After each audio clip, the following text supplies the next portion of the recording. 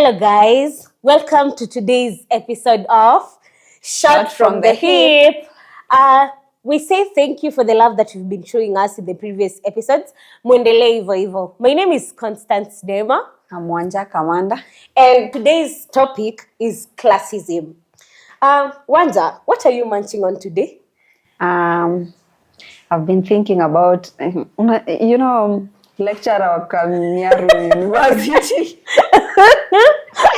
Steve Wamasaj. Mm-hmm. So, he's trending. True. Because he went to Obina show and he said he hates children. Yeah. He hates children to an extent that mtoto akiingia penye yako yeye atatoka aende. Akiona mtu yeye analia anashindwa saa unalia nini? Mtu yeye kimgusa ako like bora nigusa gusa no. Yeah.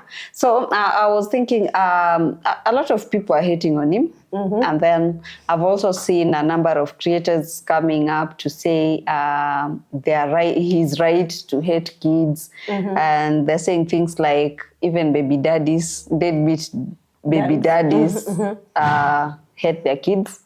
Wamesema hata parents mnajifanya mnapenda watoto wenu and in real sense hawapendi watoto. And okay, my take is as a society, I think that's what do we call it? It's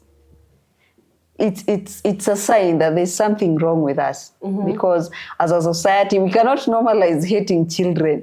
Yeah, we are not going to say, and I'm not saying that specifically Steve Wamasaja kona issue, but it's not him the person, it's him and whatever it is he's representing, because he's like people want us to normalize hating children in the name of being cool. You know, they are going to be like, mbona unataka kuingilia idea ya mtu mwingine, yeye amesema anachukia watoto, wewe penda watoto, what does it matter? But at the end of the day, I don't think anyone, like if there are women who are saying it's right for him to say that, I don't think they would be saying that if he went on national television and said I hate women. Tungekuwa na discussion nyingine. Na kama ingekuwa mdema ameenda amesema I hate men, pia tungekuwa na discussion nyingine. You see? Yeah, so hatuwezi sema ati hating children is okay. No, it's not okay, but also it's not his mistake. Hiyo kitu lazima imestem from something. Yeah, awajui kwa nini amesema anachukia watoto. Yeah, imetoka kwa for him, he says his story, he's open. He says he was mistreated as a child, sijui nini aliteswa na stepdad wake and what not. So I think he's dealing with trauma the wrong way. That's a perspective of a damaged person. Yes. And he represents a damaged society. And as a society, I think we should do something about it. Like, maybe let's have kids intentionally, let's be intentional parents, because sasa ona tuna raise watoto on survival mode. Angalia mtu zenye wanaanza kusema ama if you've decided that you want to be child free, just be child free, but don't say that you hate kids. Yeah, don't say you hate children, because unajua kuchukia mtu, I think people don't understand kuchukia ni kufanya. You're actually saying you want that child to suffer, because if you hate someone, that's what you want. Like if you saw them suffering, you'd like feel good, some satisfaction. It would be delightful to you to see the kid suffering. So kuna shida. Yeah, kuna shida mahali. Kuna shida. As for me, this week, Mamito made me laugh.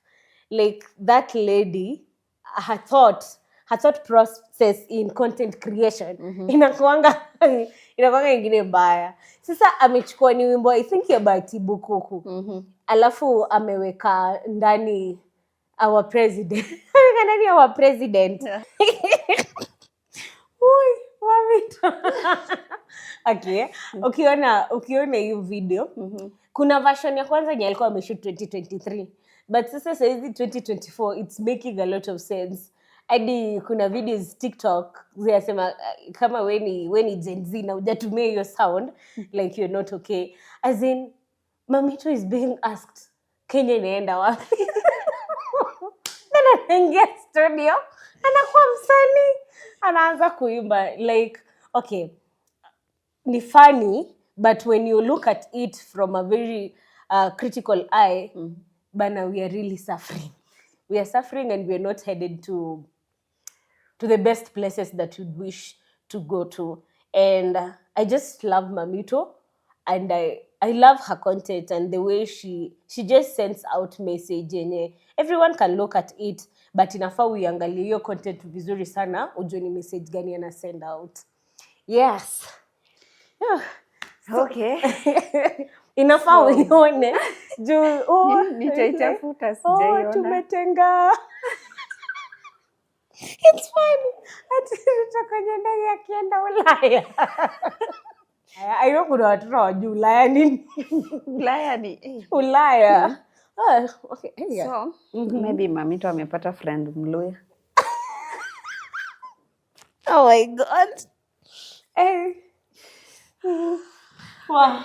Anyway, let's move to today's topic. Yeah. So, Neema, share with our audience what classism is. Classism, in Kenya, in simple terms, ni hustlers. Hustlers were hustlers before our new regime, the original hustlers, people who are from the ghetto, and then the people who are in Runda, let's say the Runda lifestyle. Tunaweza waitaje? Kuna hustlers na kuna dynasty. Hiyo jina ndio ilikuwa imenipotea. So like classism, getting to put people into different class, socially, economically, financially, even religious wise. So you get a gap in between these two lifestyles that people are living. Yes, to make it easy for everyone to understand. So basically, ni discrimination against a certain class of people. Yeah. Yeah. So today we are going to discuss how does classism manifest in our day-to-day life. Okay. So example yangu ya kwanza. My example nimetaka sana kuishare by the way. It's very much on TikTok. Usini advice kutoka kwa hiyo bedsitter yako. As if kila mtu anaishi kwa bedsitter ni mjinga. Yeah. What is wrong with someone living in a bedsitter? Just because that you in a... Now how do we even know that you're in a mansion? Maybe hata wewe unaremeni is kwa advice kwa bedsitter yangu and you're in that bedsitter, leave alone bedsitter, inaitwaje, one room, mata si bedsitter ni iko na amenities ndani. Sasa yeye yako kwa ile yenye ina amenities, but you're busy telling me how nisiku advice. If you do not want my advice, you pite. Kuna ile kitu, kuna wengine TikTok wanakwambia if this is not for you, scroll up. Yeah. So kuna hii siku nimeona a certain video from this chick. You know, there was a time when people were bashing stay at home wives and girlfriends. You know, like saizi kuna hiyo wave ya dem anasema I just want to stay in the house, sina haraka ya kufanya job na nini. So I saw this chick, I don't want to mention names, but she's a big creator on TikTok. She was like, wewe umeko na mwanaume kwa hiyo one bedroom yako, umeanza kujifanya when you stay at home. Ebu amka hapo uende job. I was like, what's the problem with living in a one bedroom? Like, True. That's enough space for two people, considering alisema unaishi na mwanaume. If we don't have kids, what is wrong with the one bedroom? And that space is sufficient for two people. True. So what wame associate the normal lifestyle with poverty, and then now they've shamed poverty. So poverty is associated with shame, and then the normal lifestyle of just a normal person imekuwa sasa poverty. So now we are shaming things that are not even supposed to be shamed. Mtu anakaa kwa one bedroom, why are you shaming that person? Like, yeah, they're not living large, but they are okay. Yes. There's nothing shameful about it. And then this lady, hata kama she will come at me, I don't care, because I'll give my social media handles so that she can come and we have a conversation, because I really want to talk to her. You see, if you lack something, you're poor. It doesn't mean if you lack money, that is when you're poor. And the fact that she lacks knowledge, yeah, a woman can be living in a one bedroom, na hajawekwa na mwanaume, anajiweka na pesa yake, but her mentality is just tuning her into thinking that wewe umewekwa na mwanaume because you want to be a stay at home, you do not want to go work, and then you're a woman. Why are you coming at a fellow woman?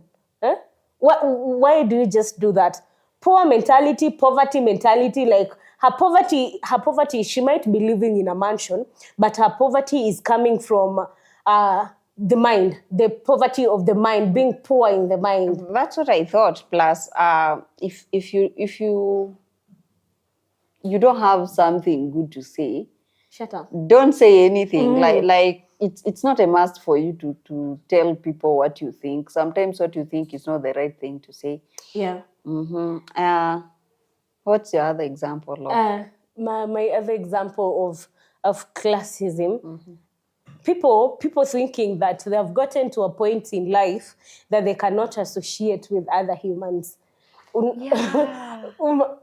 Like mtu ako ati huyu anatoka hii mtaa, mimi siwezi ongea naye. Huyu anavaa hivi, mimi siwezi ongea naye. Like mimi, I know I'm human. When ukikuja upate marafiki zangu wengi, like they earn a living, not in a way that people would term as a lavish or a luxurious way of earning a living. Makonda, mama mboga, wale hawkers, wase wanduthi. Sasa unapata saa zingine niko na beshte yangu, tumekaa tumetulia, si tunapiga story, tuko fiti, tuko tu sawa, alafu msee anakuja na kuuliza kwani ulikuwa unafanya nini na mtu kama huyo. There is a day tulikuwa tunatembea with someone, I've never told you this. And then a friend of mine mwenye anafanya nduthi hiyo njia langa, alikuwa amebeba mteja anaenda juu. Sasa akaniona akasema koni mambo, then akaenda. And then the person I was walking with ananiambia ati unajua penye unaenda in the class that you want to create for yourself, watu wafai kukuwa wanaita jina lako hivyo kwa barabara.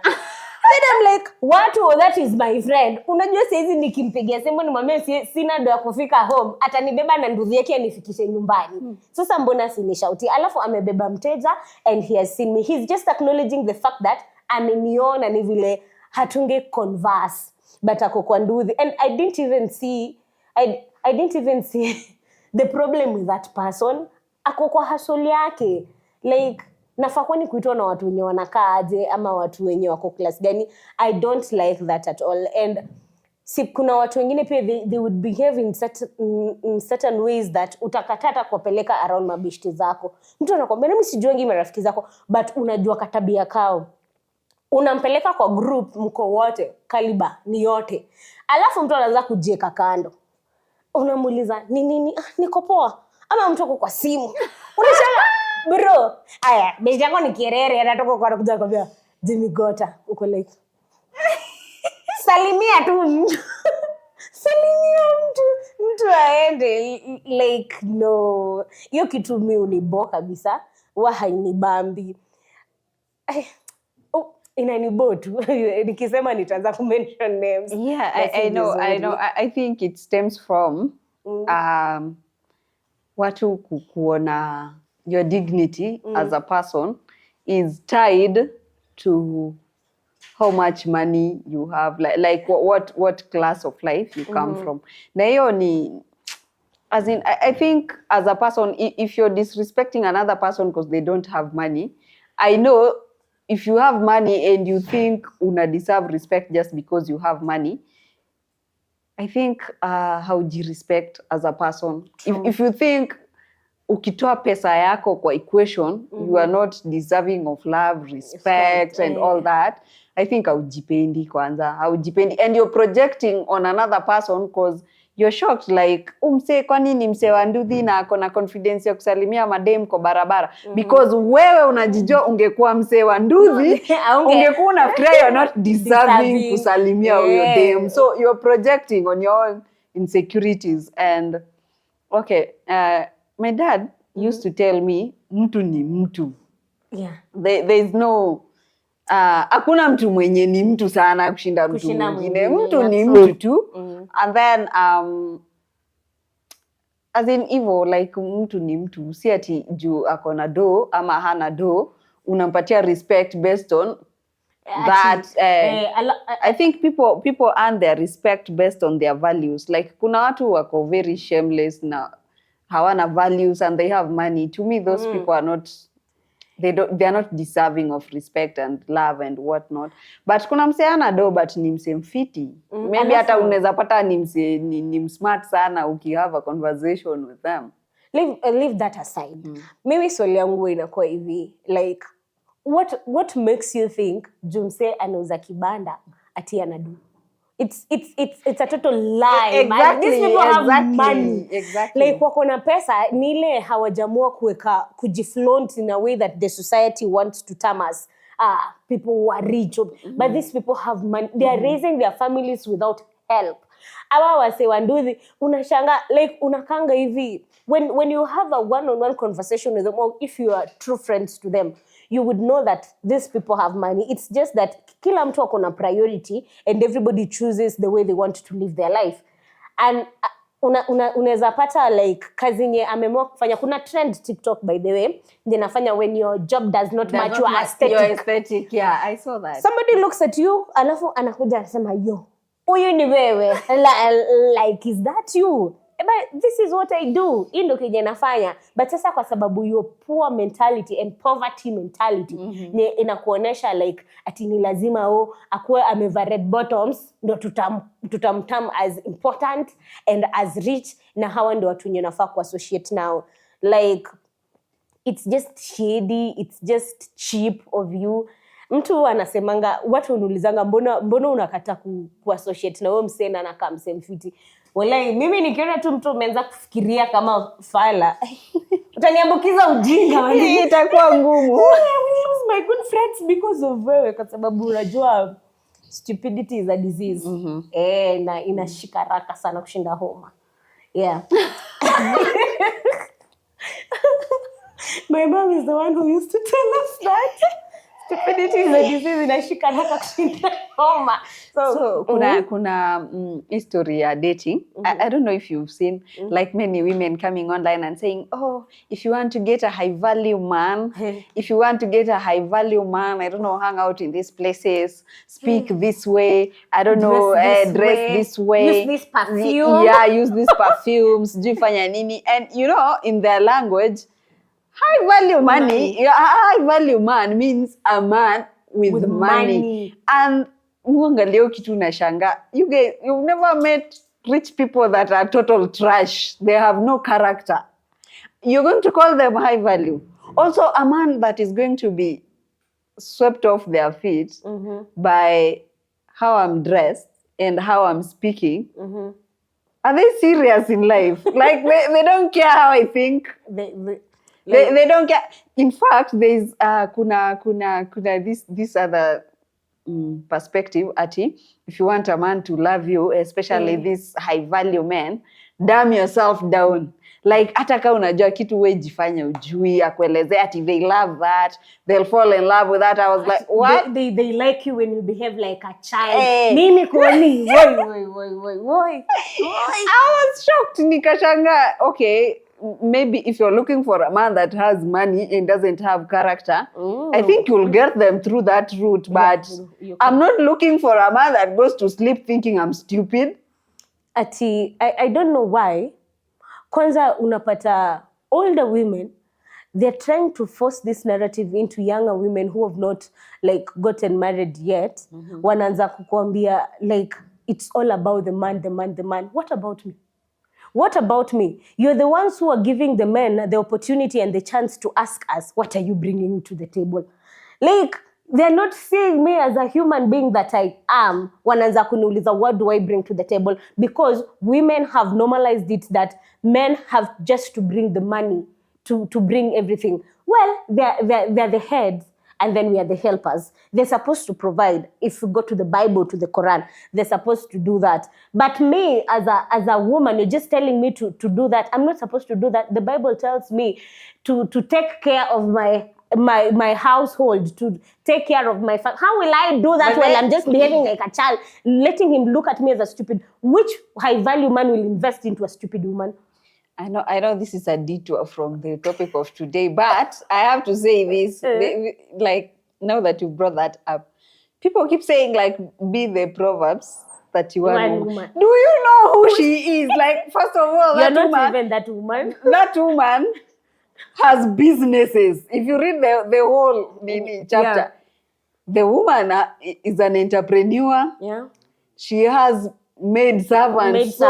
Like she has house helps. And you guys munatuambia usiache house help aserve bwana yako chakula. The Proverbs 31 woman does not care about that. Yeah, and ako na shamba, ako na mashamba, ako na bees, ako na wafanyikazi wa nyumbani, and on top of that, they say the husband speaks highly of her. So like, you're not telling our men to speak highly of us, and you're telling us to be the Proverbs 31 woman.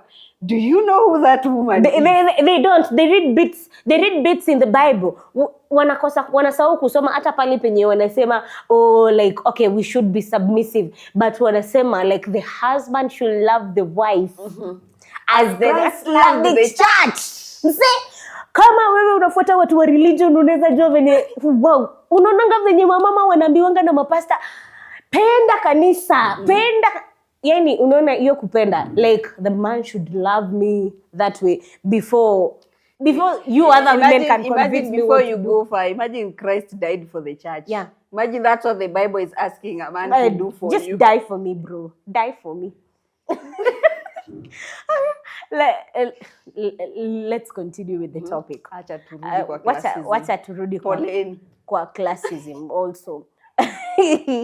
Now, when if you talk about economy, hapo hivyo kwa economy, you'd find that taxes zinakuwa when taxes zinakuwa imposed ama zinakuwa raised, you'd find that kuna watu wenye there's just a class that makes decision about that, and this goes ahead to favor only them and leaves a particular group of people outside. They're suffering. Unapata like this example that was given, and it was also in a book that we read. If people cannot buy bread, wakule kangumu.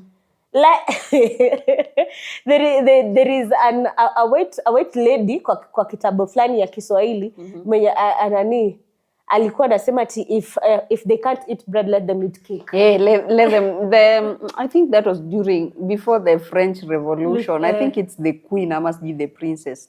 Alikuwa anasema hivyo.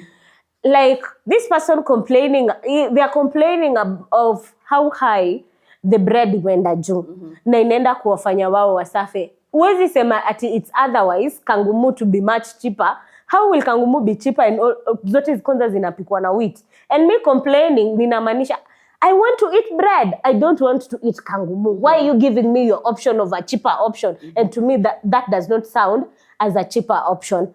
And then if we get to complain, unapata wanasema ati you people do not want to understand, you do not know where things are going. Another example that still pisses me off, we are complaining about the prices of pads kuenda juu. Then a fellow lady has the guts to say mi natumia tampon. Like, unatumia tampon. Did you see her gaslighting people recently saying, Gen Z nyinyi wajinga, you are given an opportunity to speak with the president, mkaenda hapa kusema niko arrogant. Arrogance yangu like, bro, when people tell you you're doing something wrong, accept, take accountability for your nonsense. And that's why I'm saying the political class, yani tumeachilia tu watu wajinga ndo tumewekelea responsibility ya kulead country, because we are calling out your lack of mannerisms, alafu unatuita wajinga. Like you are a public official, behave in a manner that is respectable to the people you represent. And then also not standing on your word, not standing on your word or what you represent just because a particular group or a particular class will make you fall out from who they are. The fear of missing out, FOMO. There's this lady who went to parliament with her white suit. I love white suits. But the white suit was soiled, representing the kunyesha. And then she even did put up billboards, like to create awareness and how people are supposed to gain from it. Then kidogo kidogo, before we started the maandamano, she is on the side of the people who are not even like caring on reducing the prices on pads. Like I just think having such a mentality, or not even kumtumia wale watu wenye wanaona like mimi nitafuata hii group, kumiss out in a particular group kwa sababu your values are saying the truth. I think that is the worst kind of classism. Like just stand with your values. Kama unajua ni correct and they're going to help people, stand with them. Like those people would just come to where you are. Si wewe uache values zako, you move to them.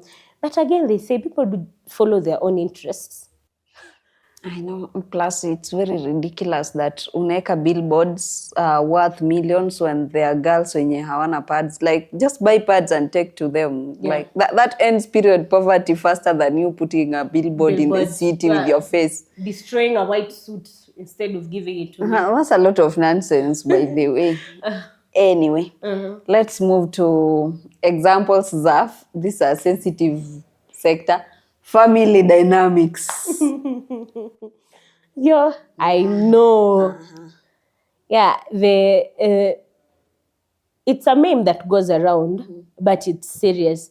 That you only, now that we are adults, that you only important to your family when you have money.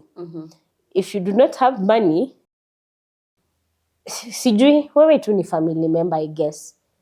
And you might miss out on a lot of family things because you're just a family member. You're not like an important family member. Yeah, and maybe sometimes that opinions zako si important. Yeah. Like in most families unasikianga tunangoja nani akuje. Usually nani anakuanga ule mse wado. Yeah, ndio opinion yake inangojwa. Ati sasa nani hajasema ni lazima tumpigie simu a confirm, and you're just giving an opinion that is going to help solve that thing at that point. I think inakuanga painful to okay, I'm not an older sibling, so siwezi sema nime experience. Plus I think I come from a family that doesn't even care about who has money and who. But then my family, kwetu watu wame perfect the art of not giving an F. Si tunaishigi tu, like I've never seen ati we are bowing down to one person or something like kila mse anaishigi life yake. So but mostly I've seen this dynamic in other families zenye maybe the older siblings they sacrificed for the younger siblings. So this younger sibling, unajua of course unapata wale wase they came together to make sure you had a different life, like haukupitia zile vitu zenye walipitia na nini. So wewe unafika kwa success yako mapema, maybe hata hawa kusoma wakafika level yenye wewe ulifika na nini. And then now that you have money, you want to boss these people around. Now they can't say anything. Wendo unakunga mse wa kusema, hata mzazi haizifanya kitu lazima akuulize. Na uko na siblings wako wakubwa, but they're just there. Their opinions are not counting. I think hiyo kitu inakuanga kitu mbaya. Ni mbaya pia. I think it's painful to those guys. Unapata pia inakuja to the extent that unajua hata kama you own the entire world, your parent is still your parent. Whether sijui wanakaa aje ama wanafanya nini, they are still your parent. You deserve to respect them, putting the money aside kwa sababu in one way or the other, if they did not like put their life aside, their individual lives to focus on you and to push you to be where you are, your parents praying for you, giving you directions, ukifanya makosa they're there helping you, supporting you, haungekuwa umefika penye umefika. So I don't think kuna hii yenye unapatanga because somebody has money or because they are of a particular social standing, like they still want their parents to do things which parents are not supposed to be doing. An example, like maybe niko na shamba kubwa, and I want my mom also to go to the fields. Instead of me, my mom should be supervising, not her being in the fields because I have money. If I have money, it means that I should hire labor to do that. If my mom is supposed to be there, they're just supposed to oversee. Like, wachunge, kama you feel like those people will not work.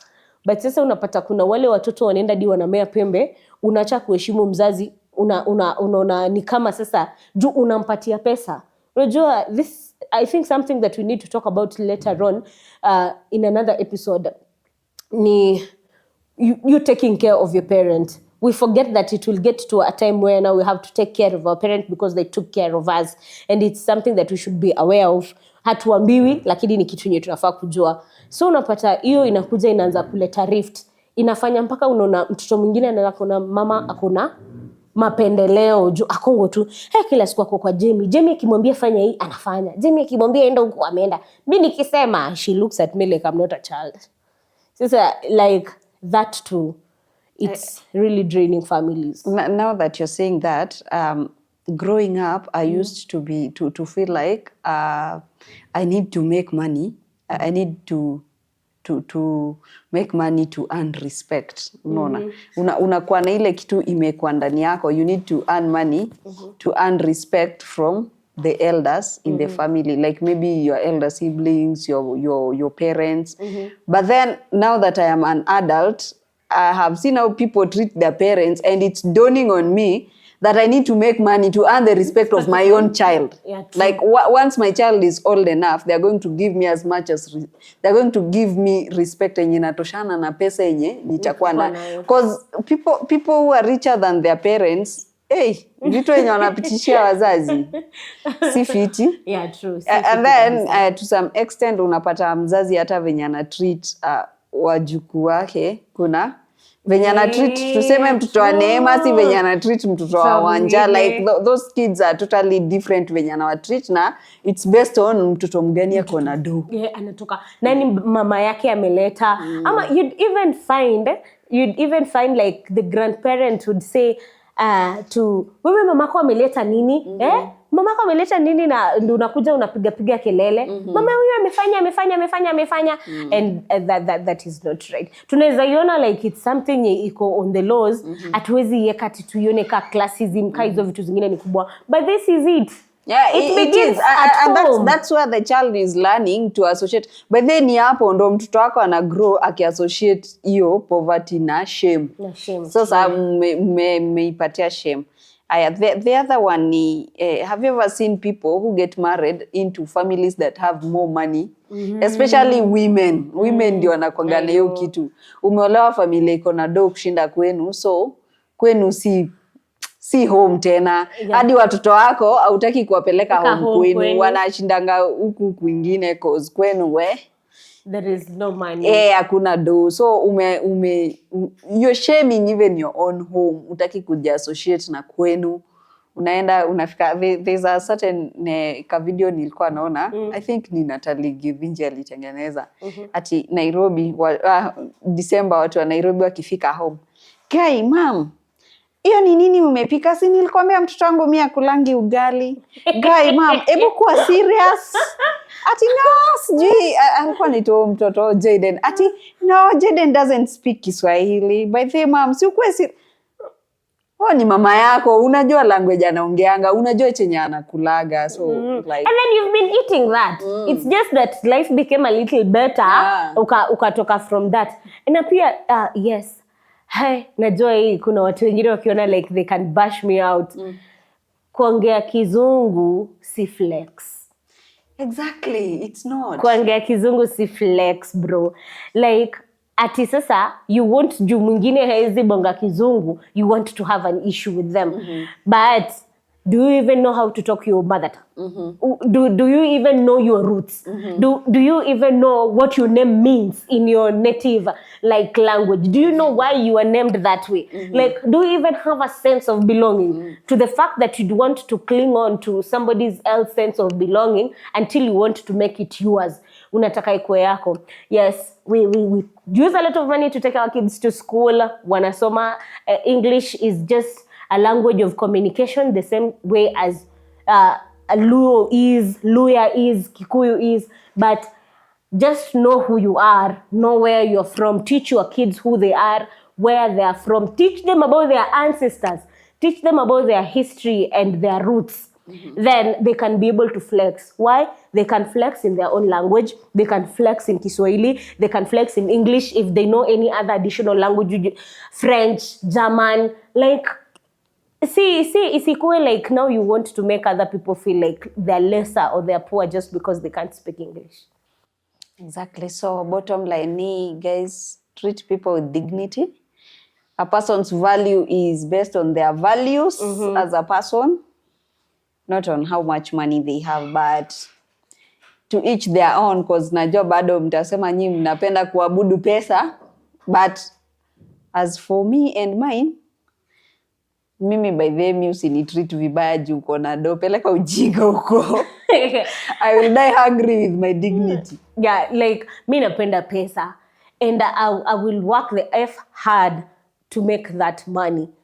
But usikuja ukajidanganya because I have the money so I treat other people as lesser beings.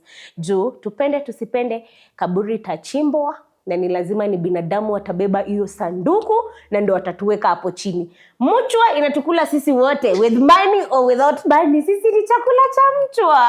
Yeah. Sisi ni mbolea. Sisi ni mbolea by the way. Ni vile tu wewe unaona mtu, unajua wewe mwingine anaona ni kama ati yako sawa, unaweka mbolea mingi. Mbolea mingi. Continue doing that.